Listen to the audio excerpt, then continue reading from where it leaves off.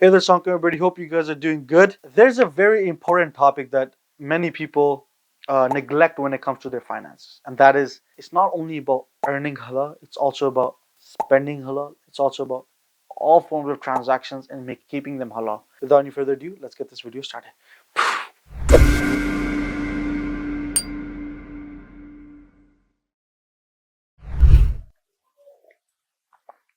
Hope you guys are enjoying the video. And as you guys are, hit that subscribe button. Let's make that Mashallah money together. So what I usually hear is that, bro, I have a halal job. I make sure I try my best my income to be halal. That's amazing.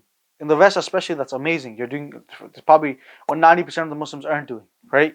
You're actually caring and you're actually going out of your way to make sure that your income is halal, so your family has barakah, and so they don't end up doing dumb things, outside the house and blah blah blah. So there's barakah in the house, there's barakah in the family, there's barakah within your relationships. Mashallah, tabarakallah. Then the second thing that they forget is also the spending. Now, in spending, it also means that not necessarily, if you're buying anything haram, obviously you're buying something haram. But it's also remembering that when you do transactions, in these transactions, there needs to be care. So how do you determine if there's care or not? Is that the person who you're doing the transaction with is also content or happy with the transaction. One thing we, especially from our cultures, South Asian, the Moroccans, the Arabs, the Africans, we love to barter. We love to barter a lot. We're always like, no, $30 less, $4 less. Look, it's totally fine to barter, but it's a different thing when you just you use your sometimes use your privilege or use some from a force to shove a price down to the seller, and sometimes the seller will shove it down the buyer. That whole element is an issue.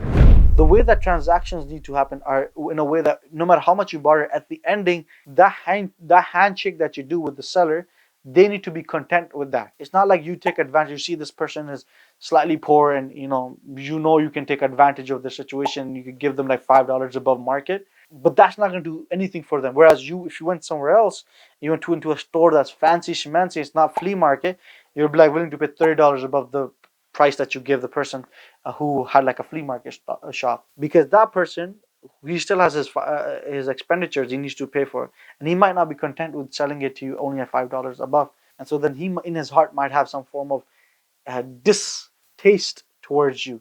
That's an issue. So these transactions need to also be halal. So earning halal is very important, spending halal is very important, and spending in a way where there's care is very important. Then the next thing is, if you take loans, you also have to make sure that these things are also halal. Remember, I've already told you guys, and I mean, I've talked about this in multiple videos.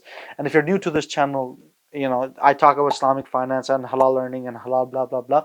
You have to make sure that your everything that you do in regards to other transactions, such as taking loans or giving loans, are halal, are permissible, are good, and that bring barakah into your life.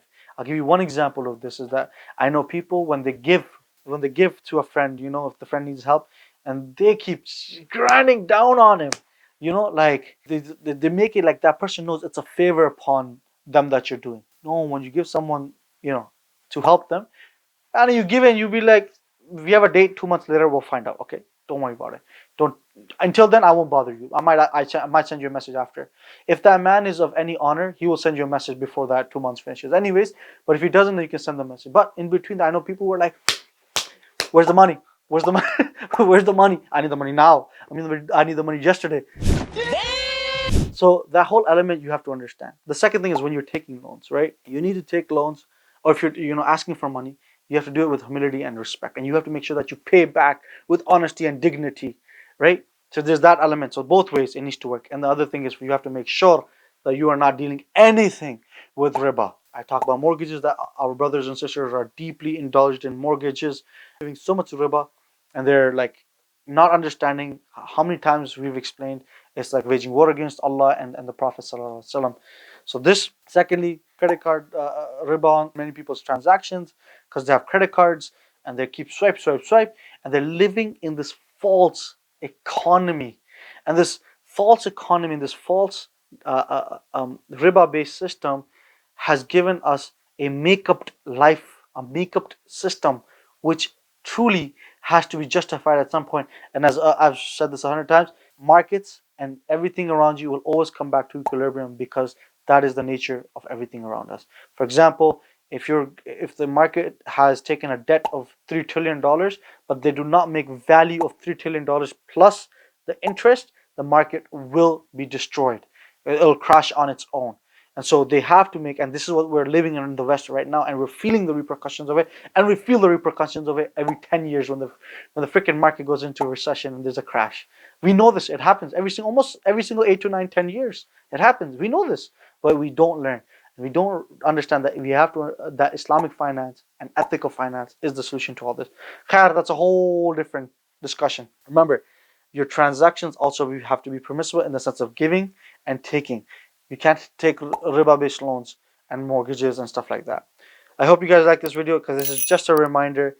And if you already know this, so send this to a friend of yours who might be somewhere in doing this, because it truly affects your house situation. It truly affects the barakah in your life. It truly affects, everything around you. Trust me, I can tell you stories of people who have left riba, who have left haram transactions, who have left haram jobs and haram income, and their lives have become so much better from all other angles.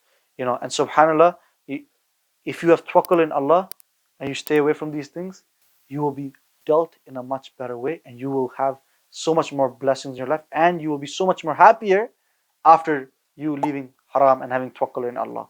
There's more than enough stories I get, and brothers who I've talked to, who tell me about this. And so this is just a kind reminder. Let me know what you think in the comments below. Check out my other videos on social media. And as always, take care of yourself. Assalamu alaikum.